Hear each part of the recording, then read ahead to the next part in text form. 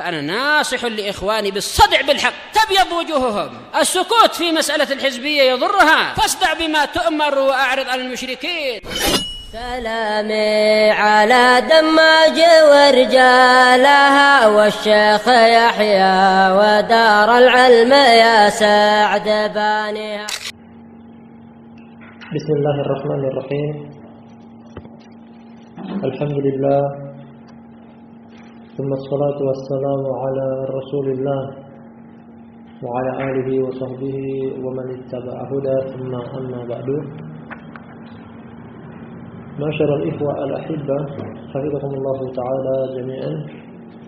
Kembali kita mengkaji kajian dari kitab Al-Jami' as-Sahih fi Tauhid Rabbil Alamin. Kumpulan yang sahih berdasarkan landasan hukum, ayat dan hadis yang sahih. Pada materi pengesaan Rabb semesta alam, yakni materi tauhid, yang ditulis oleh Fadilatul Syekh Abu Amr Abdul Karim bin Husain bin Ahmad Al-Hajuri Al-Umari Al-Yamani hafizahullah ta'ala. Kemudian kita berada pada bagian akhir dari judul bab ini, di bab tentang fardhu tauhid wa ma yukaffir min ad-dunub, keutamaan tauhid serta sebagai penghapus dosa. Masih tersisa beberapa hadis terakhir, soalnya kita akan selesaikan pertemuan kita pada malam hari ini biiznillah ta'ala. Pertemuan sebelumnya 3 hadis yang kita ambil tentang keutamaan tauhid, bahwasanya tauhid atau kalimat tauhid lebih utama, lebih Nabi SAW cintai daripada terbitnya matahari. Pada hari terbitnya matahari sama-sama kita ketahui bermanfaat bagi umat manusia. Keutamaan tauhid mengantarkan kepada surga. Bahkan orang tersebut diberikan pilihan, pelaku tauhid diberikan pilihan untuk masuk ke dalam pintu surga dari pintu manapun yang dia kehendaki, disertai dengan berwudu, memperbaiki wudu, mengucapkan kalimat tauhid di akhir wudunya, zikir setelah berwudu, salat 2 rakaat, kemudian seterusnya dari apa yang telah kita baca.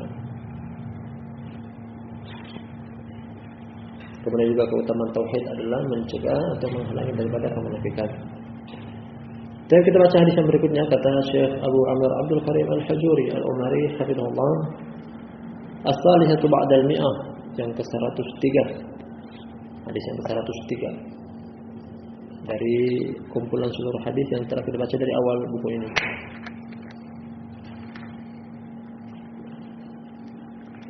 Qala Imam Al-Bukhari rahimahullah, berkata Imam Bukhari semoga Allah Ta'ala merahmatinya,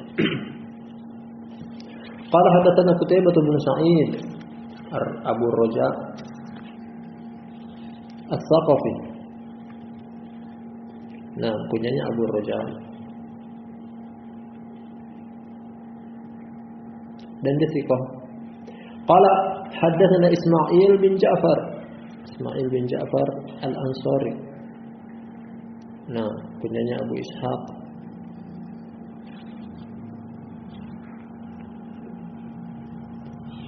Dan dia juga adalah thiqah. An Humaid, memiliki julukan At-Tawil, Humaid At-Tawil. Murid dari Anas. Namanya Humaid bin Abi Humaid, kunyanya Abu Ubaidah. As-Sulami Al-Khuzai.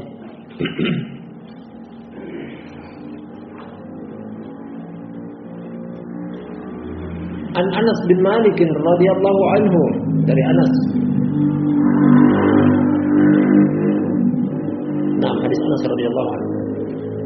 Silsilah hadis ini termasuk rubaiyat. Salah satu hadis yang memiliki 4 perawi dari Imam Bukhari sampai kepada Nabi sallallahu alaihi wasallam. Qutaibah bin Sa'id, Ismail bin Ja'far, Humaid dan Anas. Hadis Anas, semoga Allah Ta'ala meridainya.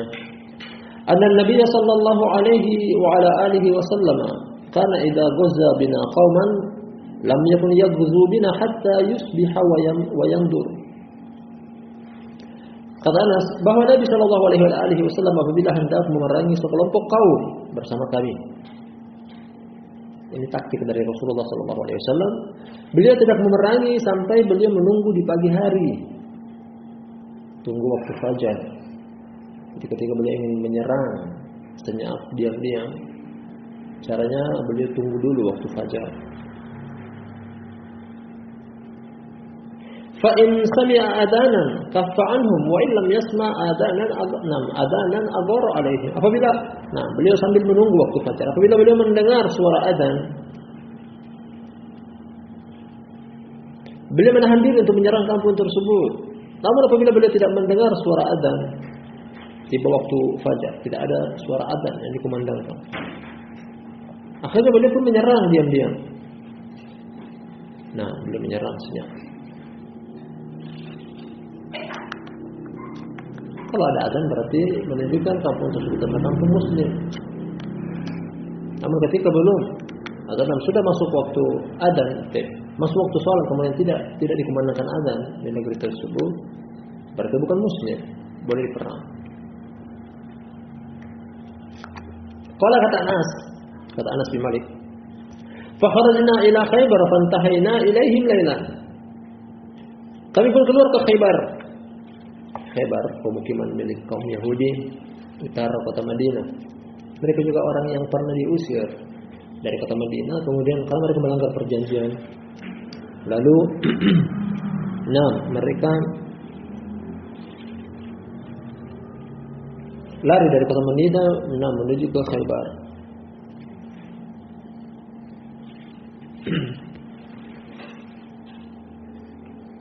Mereka buat perkampungan di sana dalam bentuk benteng-benteng, ada sekitar belasan benteng. Dan di sinilah Nabi SAW akan menyerangnya. Kami keluar di Khaybar. Kami sampai di perkampungan Khaybar malam hari. Masuk di perkampungan mereka malam hari. Namun belum diserang. Falamma asbaha wa lam yasma' adanan rakiba wa rakibtu khalfa Abi Talha wa inna kana min tamussu qaraman Nabi sallallahu alaihi wa ala alihi wasallam. Kami tiba di Khaybar pada malam hari. Dan di pagi hari kami tidak mendengar suara adzan. Aku pun beliau pun menunggangi kendaraan. Aku pun menunggangi kendaraan juga bersama Abu Talha. Dan sungguh kakiku menyentuh kaki Nabi sallallahu alaihi wasallam.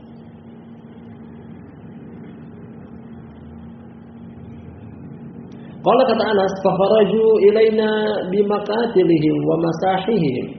Falamma ra'aw an-nabiy sallallahu alaihi wasallam qalu Muhammad wal khamis.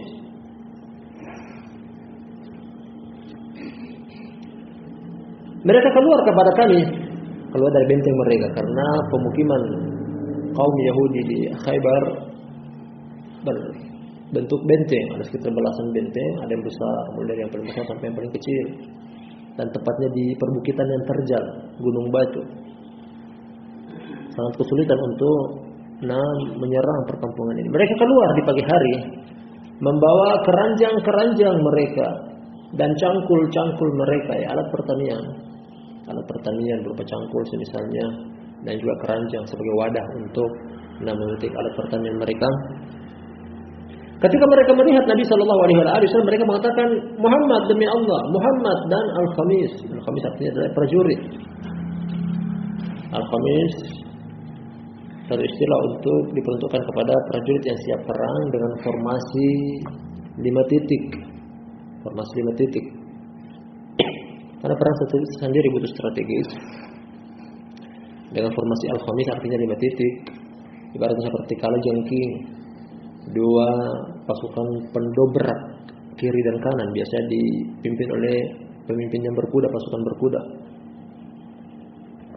Kemudian pasukan satunya lagi dari arah tengah, pasukan intinya dari belakang, dengan total 5 titik. Itulah sebagai pasukan penggempur, penghancur, penyerang. Diistilahkan dengan Al-Khamis karena memiliki 3 titik dengan formasi 2 mengepung, 2 yang lainnya menggiring, 1 di belakang sebagai pasukan inti. Al-Khamis artinya 5 titik. Ketika mereka melihat Nabi Shallallahu Alaihi Wasallam, karena sudah mulai terang, fajar menyingsing, Akhirnya mereka baru mau keluar ke kebun-kebun mereka dengan membawa perlengkapan perkebunan. Mereka melihat ada menyelinap masuk ke dalam perkampungan mereka. Mereka ketahuan. Nah, akhirnya mereka mengucapkan ini, Muhammad wallahi Muhammad wal khamis. Muhammad demi Allah, Muhammad dan pasukannya. Qala falamma ra'ahum Rasulullah sallallahu alaihi wasallam qala, ketika Rasulullah sallallahu alaihi wasallam melihat kepada mereka, Allahu akbar, Allahu akbar, kharibat khaybar. Inna idza nazalna bi sahati qaumin fasa'a sabahul mundarin. Akhirnya Nabi sallallahu alaihi wasallam bertakbir, Allahu akbar, Allahu akbar. Kharibat khaybar, akan hancur Khaybar. Datang dengan lafaz fi'il madhi, namun belum terjadi, akan hancur Khaybar. Artinya ini tafaul, ucapan-ucapan optimisme. Nah, ucapan-ucapan baik, karena ucapan baik adalah doa dan harapan. Sekarang beliau katakan telah hancur Khaybar, artinya adalah akan hancur. Sungguh kami apabila turun pada sekelompok kaum, fasa'a sabahul mundarin. Nah, artinya adalah peperangan tersebut akan dimulai di pagi hari. Datang memberi peringatan di pagi hari. Warawah Muslim fi kitabun nikah, dan Imam Muslim meriwayatkan hadis ini juga dalam kitabun nikah. Artinya memiliki periwayatan yang lain dalam kitabun nikah karena berkaitan dengan Nabi SAW. Hadis ini memiliki jalan yang lainnya, dan antara jalan-jalan yang tersebut menceritakan tentang Nabi SAW akhirnya mendapat jatah pembagian tawanan perang, dan jatah beliau adalah non Sofia, jatuh di dalam jatah tawanan perang beliau. Akhirnya beliau menikahi. Beliau aslinya adalah budak, beliau merdekakan, kemudian beliau menikahi.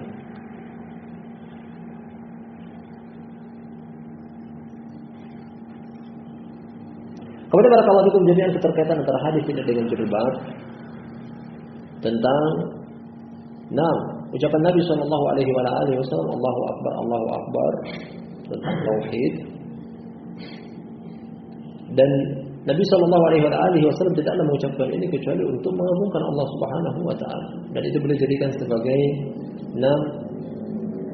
semacam yel-yel pembuka dalam perang di Khaybar. Sebagai semacam yel-yel peperangan, ucapan tafaul, optimisme dari Nabi sallallahu alaihi wasallam bahwasanya Khaybar akan tumbang, Khaybar akan runtuh, dan terbukti. Datang dari hadis Sa'ad bin Sa'ad As-Sa'idi radhiyallahu anhu riwayat Imam Bukhari dan Imam Muslim bahwasanya Nabi sallallahu alaihi wasallam menyerahkan bendera kepemimpinan di perang Khaybar kepada Ali, yang Nabi sallallahu alaihi wasallam sendiri optimis bahwasanya la'utiyana rayata godan yuhibbuhu Allah wa rasuluhu wa yuhibbu Allah wa rasulahu wa sayaqtahu Allah ala yadayhi. Kata Rasulullah sallallahu alaihi wasallam, aku akan memberikan bendera kepemimpinan kepada seseorang yang Allah cinta kepada dia pun cinta kepada Allah dan Rasulnya, dan Allah akan menangkan kaum muslimin dengan perantara tangan dia. Jadi perang di Khaybar, Nabi sallallahu alaihi wasallam dan pasukan beliau berhasil. Dan beliau memulai peperangan tersebut dengan yel-yel Allahu akbar, Allah, sebagai bentuk tafaul, sebagai bentuk ucapan-ucapan yang baik, optimis, karena ucapan yang baik adalah doa sekaligus harapan, dan itu terbukti. Dan kita lanjut yang berikutnya. Kata Syekh Abu Amr Abdul Karim Al-Hajuri Al-Umari hafizahullah, Ar-Rabi ba'dal mi'ah, hadis yang ke-104. Qala Imam Muslim rahimahullah, berkata Imam Muslim semoga Allah merahmatinya, Imam Muslim bin Hajjaj Al-Qushairi An-Naisaburi rahimahullah. Qala haddatsana Abu Bakar bin Abi Syaibah, berulang-ulang kita dapati nama ini. Kunyanya Abu Bakar bin Abi Syaibah, namanya Abdullah bin Muhammad. Abu Bakar namanya Muhammad, Abu Syaibah namanya Abu Bakar namanya Abdullah, Abi Syaibah namanya Muhammad. Dia memiliki sekitar 9 anak yang keseluruhannya adalah ashabul hadis. Ada juga namanya Ishaq bin Abi Syaibah, ada juga namanya Utsman bin Abi Syaibah, juga adalah imam. Ada juga bahkan Hafsah bin Abi Syaibah juga muhadditsah, seorang ahli hadis dari kalangan perempuan keluarga yang berbarokah. Adapun yang ini adalah Imam Abu Bakar bin Abi Syaibah, namanya adalah Abdullah bin Muhammad. Abdullah bin Muhammad, masyhur dengan kunya Al-Wasiti, pemilik Musannaf, salah satu dua musannaf yang masyhur, Musannaf Ibnu Abi Syaibah dan Musannaf Abdul Razzaq. Qala haddatsana Abdul A'la bin Abdul A'la, namanya demikian, Abdul A'la bin Abdul A'la bin Muhammad, kunyanya Abu Muhammad, Al-Basri Al-Qurashi, dan dia thiqah. Anil Jurairi, Al-Jurairi, namanya Sa'id bin Iyas Al-Jurairi, kunyanya Abu Mas'ud Al-Jurairi. Terkadang juga di sanad disebutkan Sa'id bin Iyas Al-Jurairi. Al-Basri, dari Basrah.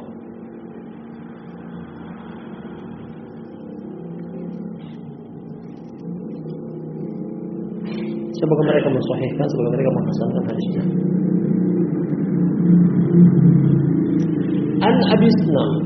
An Abi Salil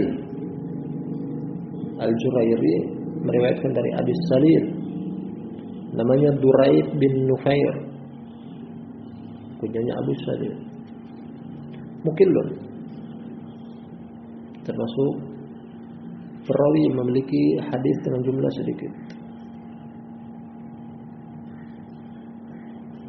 dan dia thiqah. An Abdullah bin Rabah Al-Ansari, Abdullah bin Rabah Al-Ansari, kunyanya Abu Khalid, tabi.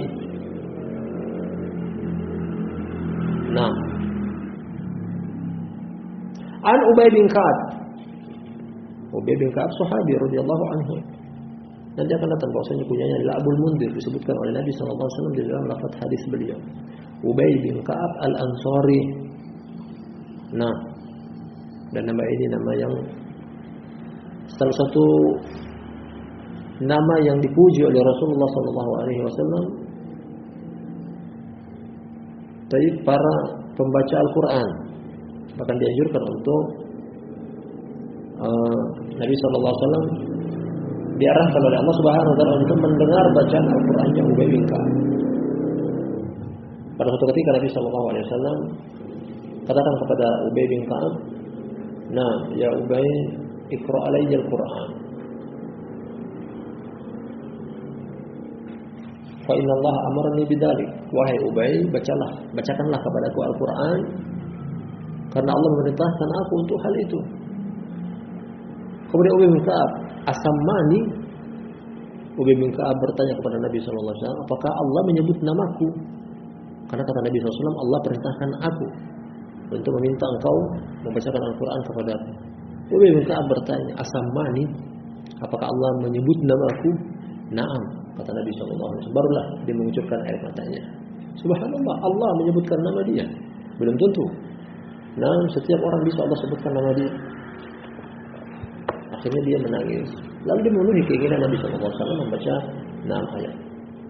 Ubay bin Ka'ab kata dia, qala Rasulullah sallallahu alaihi wasallam, berkata Rasulullah sallallahu alaihi wasallam, ya Abul Mundir, atadri ayyu ayatin min kitabillahi ma'aka a'dham? Rasulullah sallallahu alaihi wasallam bertanya kepada Ubay bin Ka'ab dengan memanggil nama kunyah. Wahai Abul Mundir, kunyah dari Ubay bin Ka'ab, tahukah engkau ayat manakah di dalam kitabullah bersama engkau yang paling agung? Menunjukkan kepada kita bahwasanya ayat yang Allah turunkan tidak satu derajat, bertingkat-tingkat dari sisi kemuliaan. Al-Quran seluruhnya adalah ucapan Allah, tentunya mulia, namun ada yang paling mulia, lebih mulia daripada yang lainnya. Beliau bertanya dalam bentuk pertanyaan, wahai Abul Mundir, tahukah engkau ayat mana dari kitabullah bersama engkau yang mulia, yang agung, yang paling agung? Qala qultu Allah wa rasuluhu a'lam. Aku pun memberikan jawaban, Allah dan Rasulnya yang lebih tahu, karena dia belum memiliki ilmu dan ini beradab. Adab. Ketika ditanya dan tidak memiliki jawaban, ucapan seperti ini, Allahu a'lam, Allah wa rasuluhu a'lam. Qala ya Abul Mundhir atadri ayyu ayatin min kitabillahi ma ata'adham? Beliau bilang sebanyak 2 kali.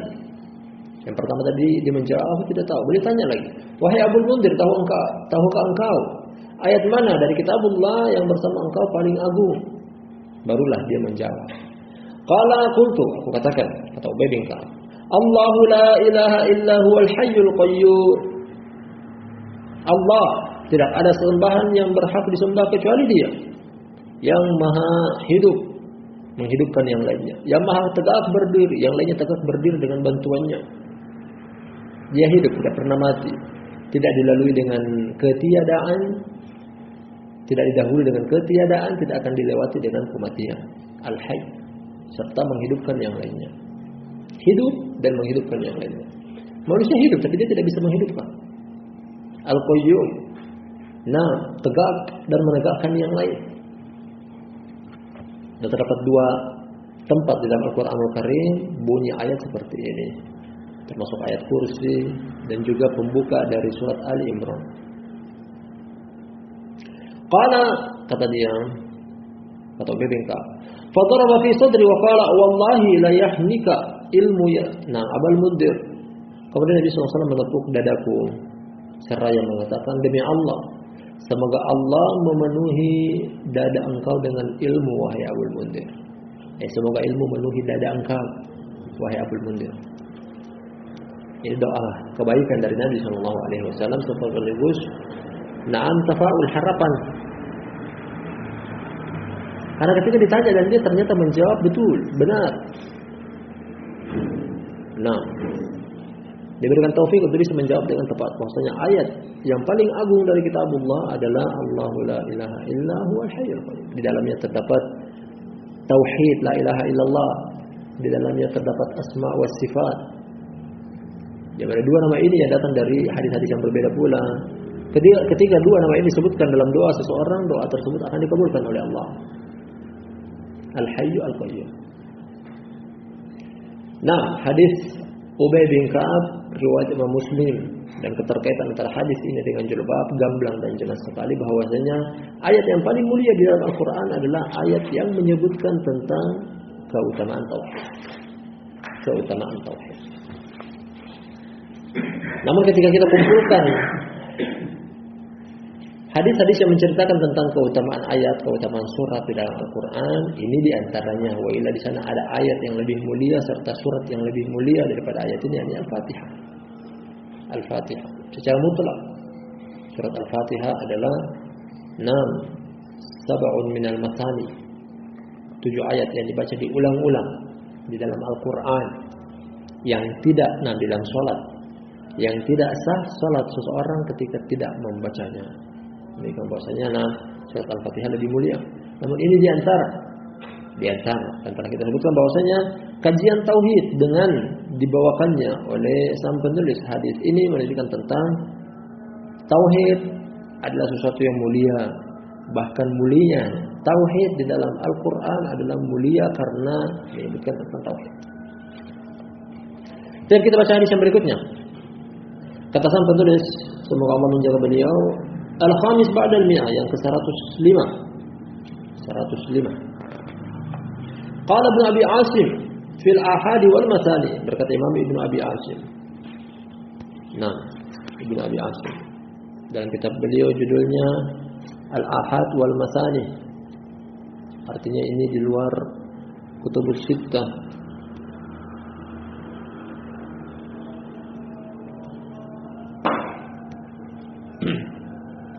Kata Ibnu Abi Asim,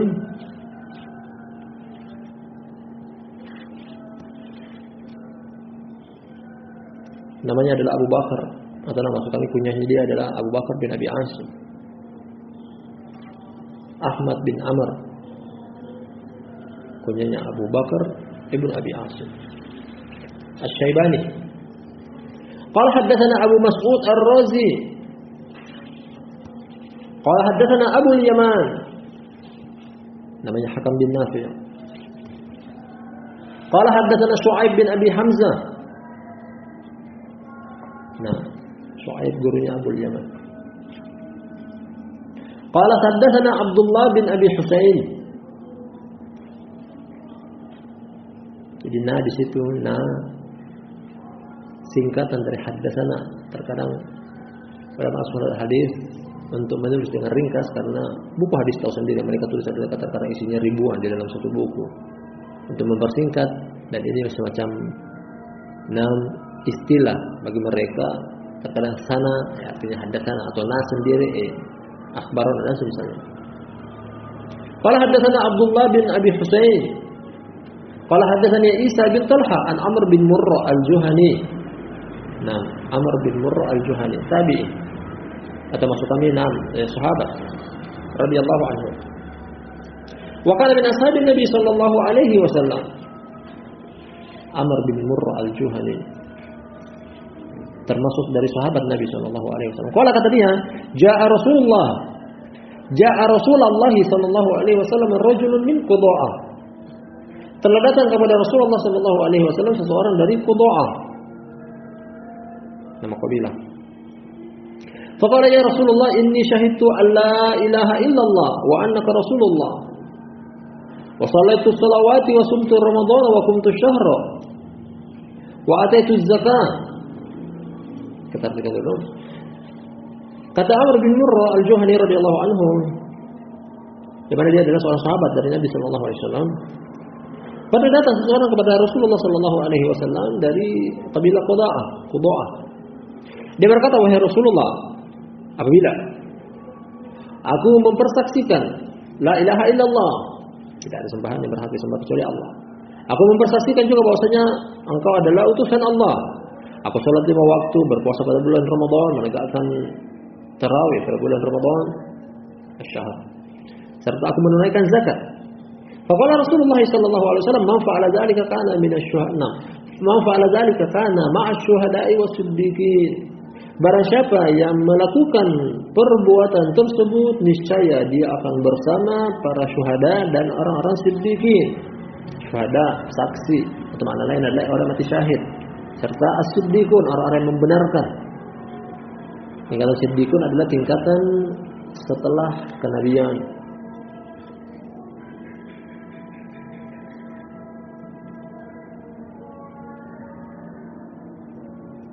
Di dalam Al-Quran, syarat siddiqun adalah beriman kepada Allah dan Rasulnya.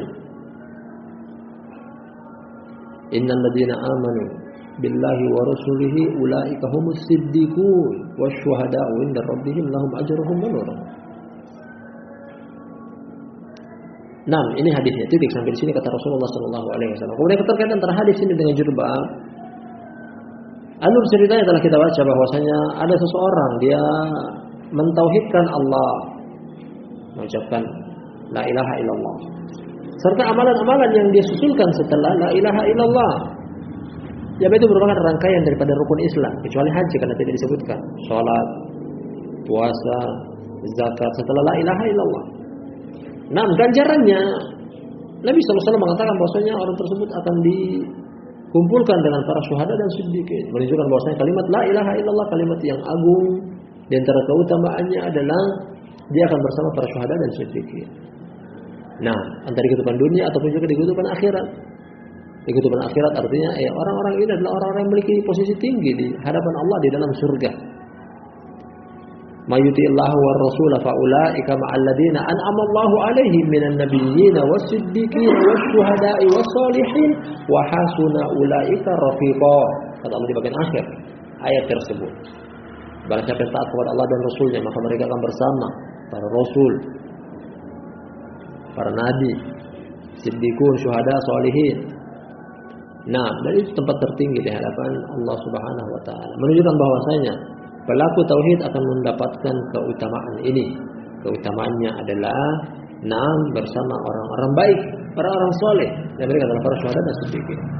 Hadis yang berikutnya, dua hadis terakhir dalam judul bab ini. As-sadisatu ba'dal mi'ah, hadis yang ke-106. Hadis yang ke-106. Qala Imam Ad-Darimi rahimahullah. Berkata Imam Ad-Darimi, juga pemilik Sunan Ad-Darimi.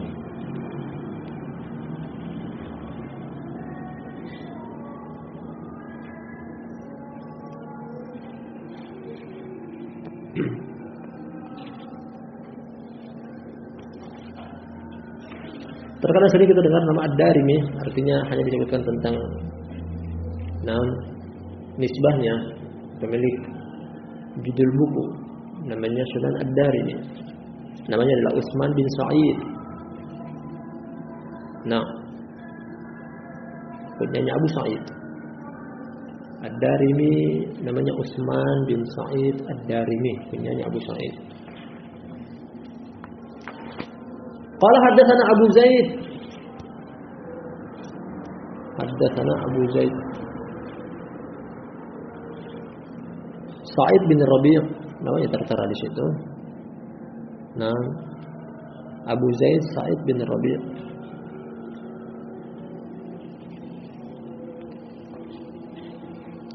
Al-Amiri, dan dia saduq.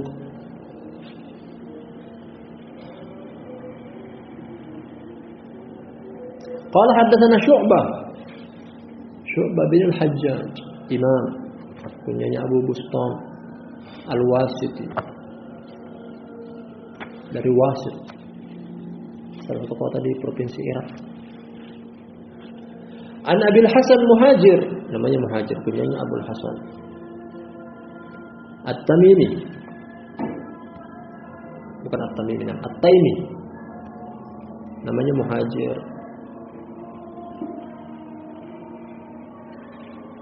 Dan Thiqah, apalagi Imam Syu'bah, dia termasuk orang yang keras dalam seleksi guru. Maka sebagian mereka menjuluki Syu'bah mutasyaddid, artinya selektif yang luar biasa. Maka Imam Syu'bah dalam riwayat bahwasanya dia mendengar ada seorang memiliki satu hadis, dia berangkat ke fulan tersebut, karena hadis ini terkadang jarang didengar. Sampai di kampung tersebut dia bertanya, mana si fulan ahlul hadis, ditunjuki rumahnya. Dari luar rumah dia mendengar ada suara alat musik yang ditabung. Khalas, Syu'bah pergi meninggalkan rumah tersebut dan tidak kembali lagi.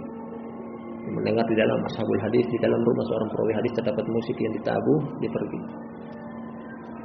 Terkadang juga dia mencari seseorang yang memiliki hadis, ditanya, dia pergi ke kampung orang tersebut, dia tanya mana si fulan, ditunjuki rumahnya. Dia pergi mendekat ke rumah tersebut, di samping rumah tersebut terkadang maksud kami terdapat adonan, dia memiliki ternak kendaraannya, yakni kuda. Dia melihat orang tersebut menawari makanan kepada kudanya dengan wadah di tangannya.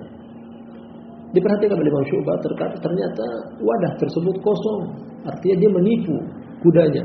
Imam Syu'bah mengatakan bahwasanya orang ini berani menipu kudanya, bagaimana lagi? Atau bisa jadi atau berpeluang bahwasanya dia akan menipu umat dengan hadis yang dia riwayatkan. Dia pergi meninggalkan orang tersebut. Begitu selektif Imam Syu'bah bin Al-Hajjaj Abu Bustam.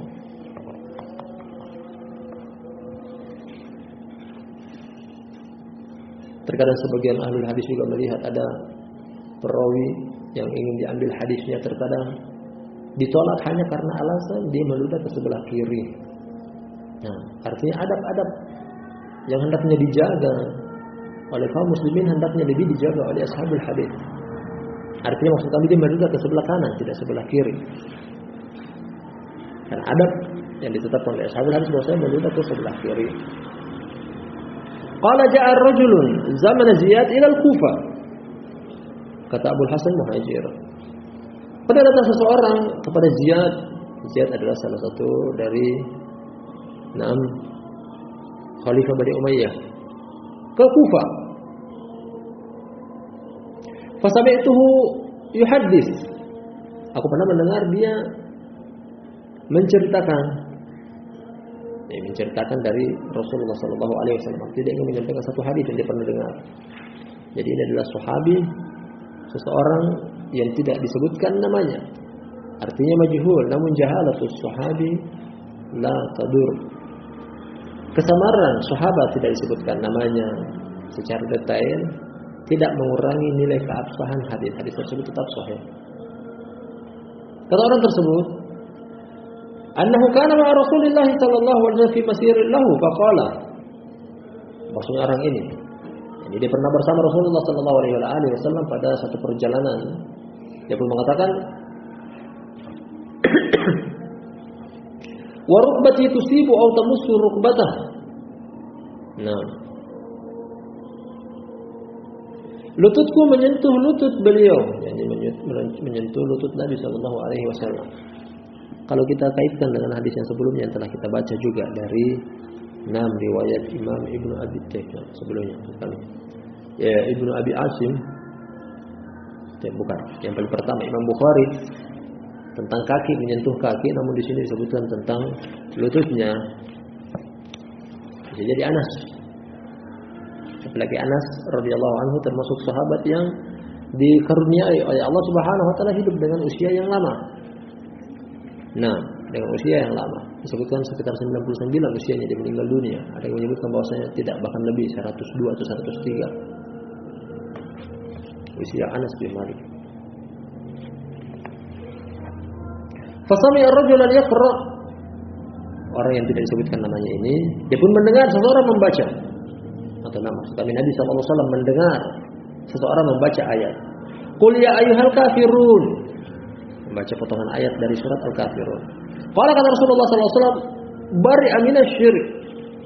Telah terbebas dari kesyirikan. Nah, dengan membaca surat Al-Kafirun. Wa sami'a rajulan yaqra, dan beliau mendengar seseorang lagi membaca yang lainnya pula. Qul huwallahu ahad, membaca surat Al-Ikhlas. Qul huwallahu ahad. Qala ghufira lahu. Nabi SAW memberikan komentar, orang membaca surat Al-Ikhlas telah diampuni bagi dia. Membaca surat Al-Kafirun terbebas dari kesyirikan. Membaca surat Al-Ikhlas telah diampuni dosanya. Hadis haditsun sahih, dan ini adalah hadis yang sahih. Nah, dan keterkaitan antara hadis ini dengan judul bab di atas tentang keutamaan membaca surat Al-Ikhlas. Al-Ikhlas isinya tauhid dari awal sampai akhirnya.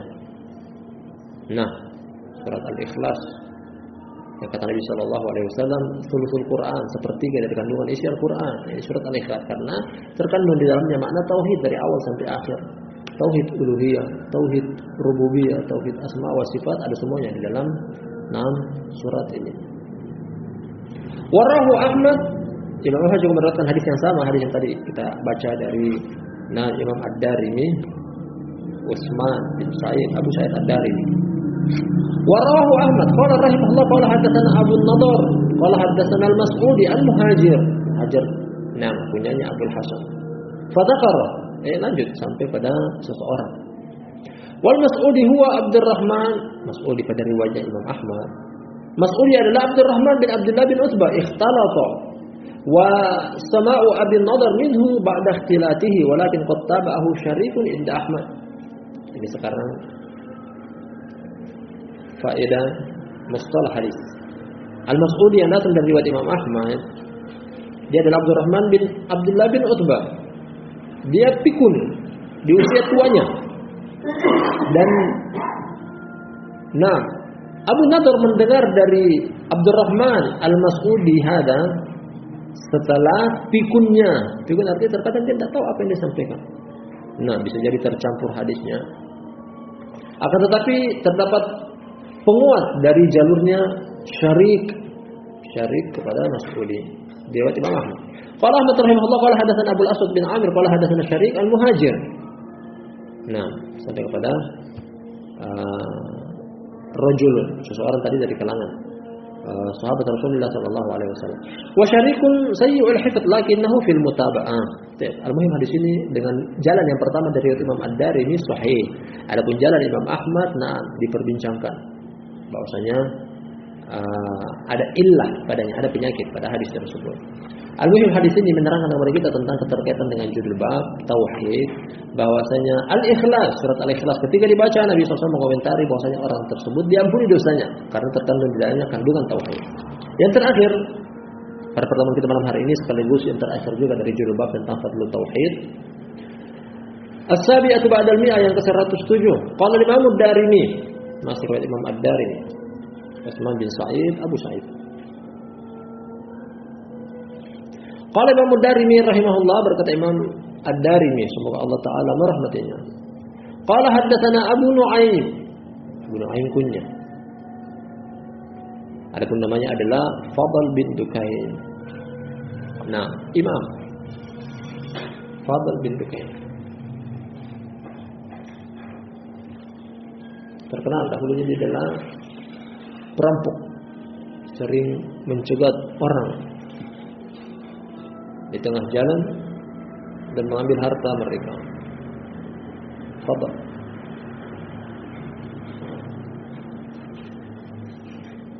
Dia bertobat setelah mendengar ayat yang ter-6 yang dia dengar. Kata Allah Subhanahu wa taala, "Alam ya'ni lil ladzina amanu an takhsha'a qulubuhum li dzikrillahi wa ma nazala minal haqq." Potongan ayat dari surat Al-Hadid. Akhirnya dia bertobat kepada Allah Subhanahu wa taala.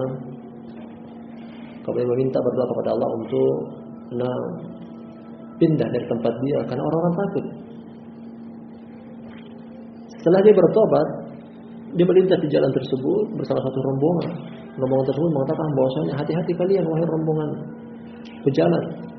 Di sini ada seorang preman namanya Fadl bin Dukain. Dia akan mengambil harta kalian. Nah, padahal Fadl ada di antara rombongan tersebut. Akhirnya dia meminta berdoa kepada Allah Subhanahu wa taala untuk tinggal di kota Makkah, dimudahkan untuk tinggal di kota Makkah. Nah, dan setelah itu dia belajar baik. Subhanallah, jadi imam. Fadl bin Dukain kunyanya Abu Nu'aim. Nah, qala haddatsana Zuhair bin Muawiyah, kunyanya Abu Khaisamah.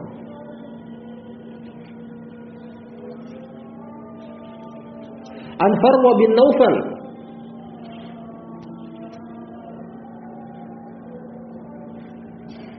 an abihi. Kalau hadatsana Zuhair an Abi Ishaq. Zuhair sebelumnya tadi Zuhair Abu Khaisamah. Abu Ishaq namanya Amr. An Farwa bin Naufal Al-Ashja'i. An abihi Naufal Al-Ashja'i, sahabi.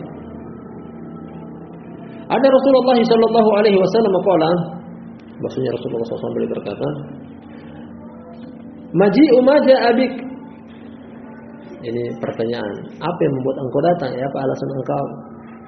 Bertanya kepada Naufal Al-Ashja'i. Qala ji'tu li tu'allimani syai'an aquluhu 'inda manami. Maji'a atau maji'u ma ja'a bik, apa yang membuat engkau datang? Apa alasan engkau? Dia memberikan jawaban. Aku datang untuk agar supaya engkau mengajarkan kepadaku sesuatu yang aku bisa ucapkan ketika tidurku, sebelum aku tidur. Qala kata Nabi sallallahu alaihi wasallam, "Fa idza akhadta madja'aka faqra qul ya ayyuhal kafirun thumma nam ala khatimatiha fa innaha bara'atun minasy-syirk." Kata Rasulullah sallallahu alaihi wasallam, "Bila engkau hendak mendatangi tempat tidur engkau, bacalah." Artinya ini dibaca perjalanan menuju ke tempat tidur. Qul ya ayyuhal kafirun. Surat 6 Al-Kafirun. Dan tidurlah engkau dan jadikan ini sebagai penutup akhir ucapan engkau sebelum engkau tidur. Karena sesungguhnya itu adalah akan membebaskan engkau dari kesyirikan. Nah, ini juga menunjukkan tentang keutamaan tauhid. Artinya hadis ini sama dengan yang sebelumnya di atas, namun dengan tambahan membaca surat Al-Ikhlas akan diampuni. Warahu Abu Daud mukhtasaran. Qala rahimahullah qala haddatsana Nufaili qala haddatsana Zuhair fadzakara Zuhair sampai kepada pemilik hadis Naufal Al-Ashja'i rahimahullah. Hada hadisun sahih, ini adalah hadis yang sahih dan ini juga sekaligus akhir dari judul bab tentang fadl tauhid. Dan Masya Allah, telah kita baca lumayan banyak hadisnya, beliau menarik napas panjang menyebutkan kepada kita bahwasanya keutamaan tauhid adalah penghapus dosa. Termasuk hadis ini yang telah kita baca barusan. Mengantarkan kepada surga, diharamkan untuk masuk ke dalam neraka, orang yang paling mulia dan seterusnya di antara hal-hal yang telah kita baca dalam judul bab ini. Wallahu taala alam bissawab. Adapun judul bab berikutnya kita akan lanjut pada lain kesempatan. Kita akhiri sampai di sini. Subhanakallahumma wa bihamdik asyhadu an la ilaha illa anta astaghfiruka wa atubu ilaik.